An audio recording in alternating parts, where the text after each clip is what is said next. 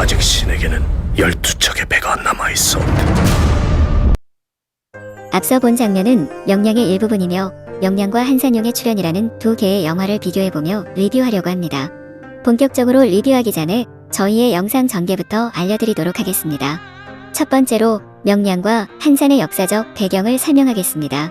두 번째에는 이 두 영화는 배경이 같지만 주제로 다룬 사건은 다릅니다. 명량은 명량대첩을 중심으로, 한산은 한산도대첩을 중심으로 만들어졌으니 이 두 사건을 간단히 설명하겠습니다. 세 번째에 이 두 영화의 공통점과 차이점을 말해보고, 네 번째, 각각의 영화가 어떠하였는지 저희의 생각을 말하도록 하겠습니다. 두 영화의 배경인 임진왜란은 1592년부터 1598년까지 2차에 걸쳐서 우리나라에 침입한 일본과의 싸움을 말합니다. 이 전쟁은 엄청난 시련을 겪으면서도 끈질긴 저항으로 이겨내고 각성과 자기성 차을 바탕으로 민족의 운명을 새로 개척해 나간 계기가 되었습니다. 물론 이겨내는 과정에서 명의 도움을 받았습니다. 하지만 승리의 가장 큰 원동력은 포기하지 않았던 마음으로 이순신에 의한 해상에서의 장악력과 전국에서 봉기한 의병 활동은 불리했던 전쟁 국면을 전환시킨 결정적인 힘이었습니다. 이 전쟁으로 인한 혼란스러운 상태는 동아시아의 국제 정세를 크게 변화시키는 결과를 가져와 명과 청이 교체되며 병자호란이라는 시련을 예고하기도 하였습니다. 또한 임진왜란은 1차 침입과 2차 침입이 나눠집니다. 1차 침입이 임진년에 일어났으므로 임진왜란이라 부르며 2차 침입이 정유년에 있었으므로 정유재란이라 합니다. 하지만 임진왜란 하면 일반적으로 정유재란까지 포함시켜 말합니다. 저희가 다룰 한산의 배경인 한산도 대첩은 1차 임진왜란에, 명량의 배경인 명량대첩은 2차 침입인 정유재란에 일어났습니다. 다음으로 한산도대첩입니다. 한산도대첩의 전개는 1592년 4월 일본군은 수륙병진 계획으로 조선을 침범했습니다. 그러나 일본 수군이 남해와 서해로 침범하던 중 옥포와 당포, 부산포 등지에서 연전연패하고 있던 상황이었습니다. 그러자 수군의 유능한 장수였던 와키자카는 정예 병력을 늘려 73척을 이끌고 거제도를 침범하였습니다. 일본 수군들의 동향을 탐지한 이순신은 7월 5일 이역기와 함께 전라저우도의 전선 48천를 본영 앞바다에 집결시켜 합동훈련을 실시하였습니다. 이순신은 견내령 주변이 좁고 암초가 많아서 판옥전선의 활동이 자유롭지 못한 것을 확인하고 한산섬 앞바다로 유인하여 경멸할 계획을 세웠습니다. 먼저 판옥전선 5-6척이 전함대 배를 돌려라. 적군들을 최대한 보강하라. 일본 수군을 공격하고 반격해오면 한산섬으로 물러나면서 유인하였고, 적군들을 통렬하라. 수베테고기 되는 마을에 태요하야메로 하야키모노가 같이 노자. 일본 수군들은 지금까지 패전한 것에 대해 보복하려는 듯 더욱 의기양양하게 공격했습니다. 그렇게 싸울 기회를 포착한 이순신은 모든 전선이 하객진을 짜서 공격하게 하였습니다.我らは 교린 노진대 우측이다. 교린 노진다.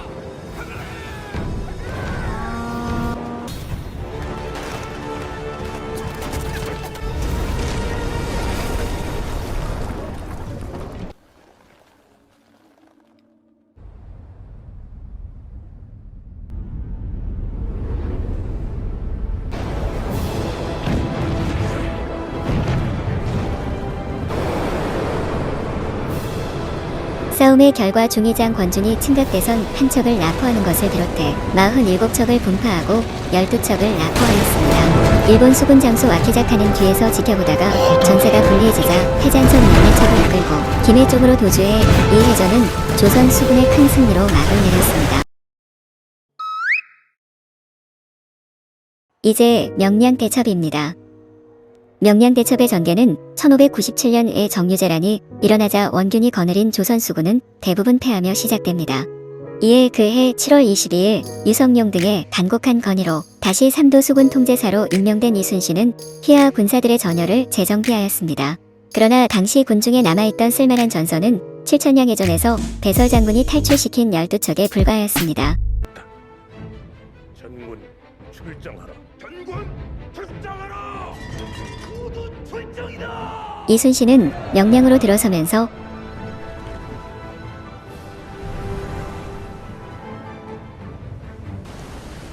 일자진을 펼쳐라. 일자진을 형성해 일본 수군의 수로 통과를 저지하려 하자 일대 혼전이 전개되었습니다. 또한 방향을 바꾸어 흐르기 시작한 조류는 소수의 전선이 활동하는 조선 수군에 비해 많은 전선을 거느리고 있는 왜군에게 상대적으로 불리하였고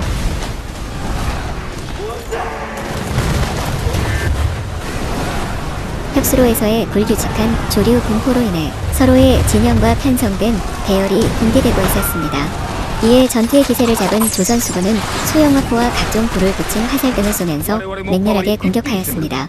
녹도만호 소녀종과 황산포 대장 정응두 등 여러 장수와 병사들이 적선 31척을 분파하자 일본 수군은 물러나 도주하고 말았습니다.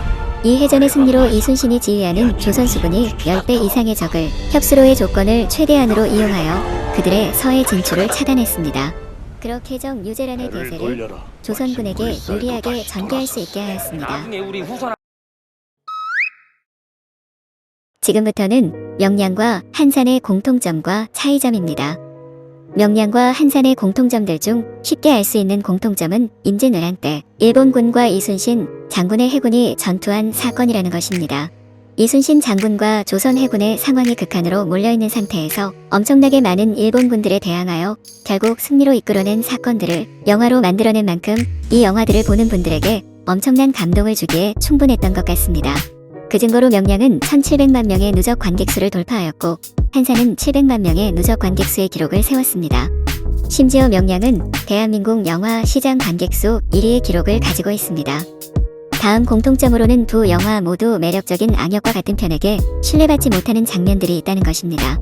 한산에선 견요한 배우의 와키자카 야스하루란 인물이 악역이며 같은 편인 소년주 배우의 원균이 이순신을 신뢰하지 못하고 있습니다. 명량에선 류승용 배우의 구로지마 미치우사란 인물이 악역이며 도원수인 권율이 이순신을 신뢰하지 않고 김원혜 배우의 배설이 이순신을 암살하려 한 것도 이순신을 신뢰하지 않는 요소입니다. 이런 카리스마 있는 악역이 있다는 것은 이 전투가 호락호락하지 않았고 정말 어려웠다는 것을 알려주기도 하고 이 영화들을 더욱 재미있게 만들어주는 포인트인 것 같습니다.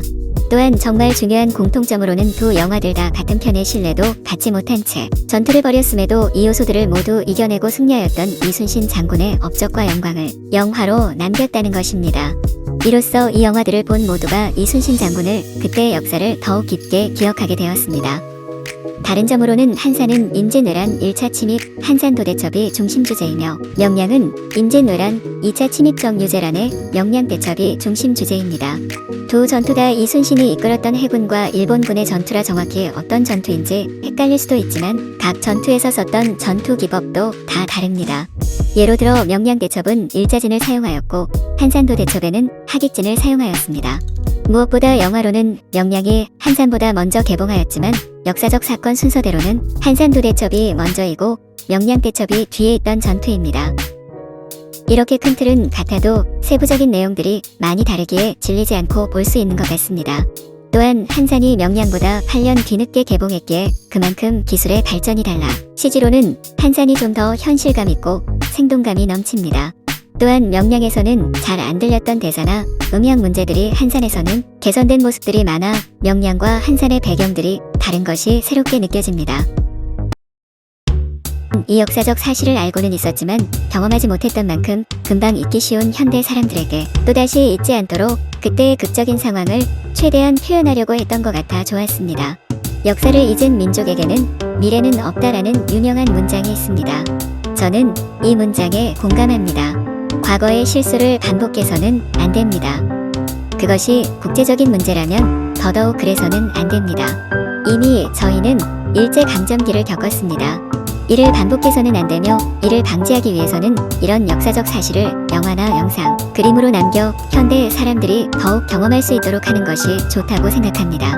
비록 명량보다 한산은 저조한 성적을 남겼지만 역사적 사실을 왜곡하지 않고 영화를 만든 것만으로도 충분한 가치가 있다고 생각합니다.